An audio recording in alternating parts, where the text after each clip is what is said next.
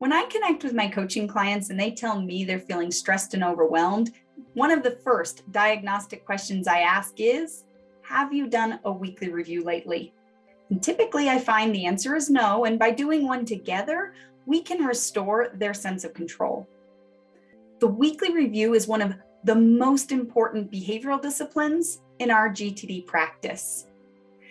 That really hit home at a very personal level in the last 2 months. On December 30, my little hometown of Louisville, Colorado, was ravaged by wildfires.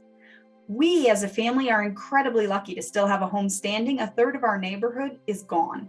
The smoke damage is incredible. Health concerns at the forefront. We've been displaced while mitigation work is being done, and yet the kids still have to get to school. Our client commitments still stand. The vendors who are doing the work for us need our attention. And of course, we want to be a part of the effort to help those that have lost everything.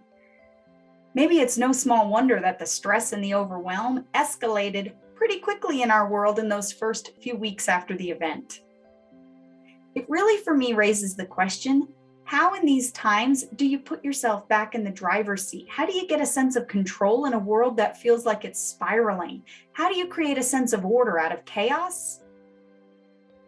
The weekly review. The weekly review at its core is a chance to pause, to reset, to feel good that your trusted system is an accurate reflection of your current world. In the best of weeks, because of the pace with which our world moves, it's easy for your system to get out of sync. In times of crisis, it's not a far stretch for your system to feel disconnected from your world entirely.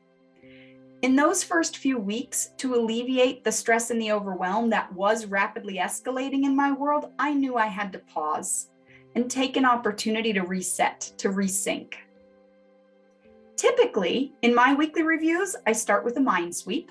I've created a custom trigger list that has both higher order elements in my world. In fact, I've got a visual to the left of me of my areas of focus personally and professionally. My trigger list also has items at a far more tactical level in my world. Entries like mom and dad, or kids, school and sport, or monthly adventures that my hubby and I have committed to every month. Once I finish my mind sweep, I clarify and organize those items, deciding new projects, defining finish lines, adding very tactical next action steps.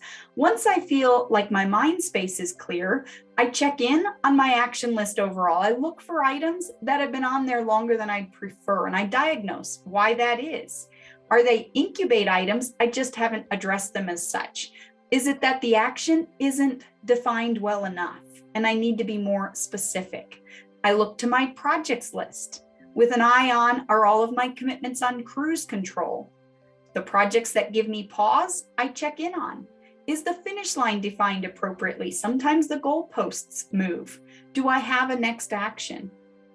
And even though I check in on my waiting for list most days, in my weekly review as well, I look to see, is there anyone that I need to reach back to? In these last 5 to 6 weeks, I've followed what I just detailed with a few modifications. After I finish my mind sweep, I've been getting up out of my chair. I've been looking around our temporary accommodation for additional triggers, business cards of vendors whom I need to contact, items that a decision is still needing to be made because of the smoke damage.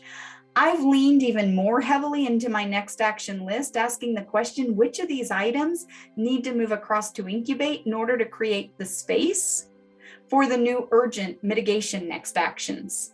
I've looked at my projects list and I've asked which of these at a higher level can also be incubated, or which of these can I delegate, even the work that I would typically do myself. The result?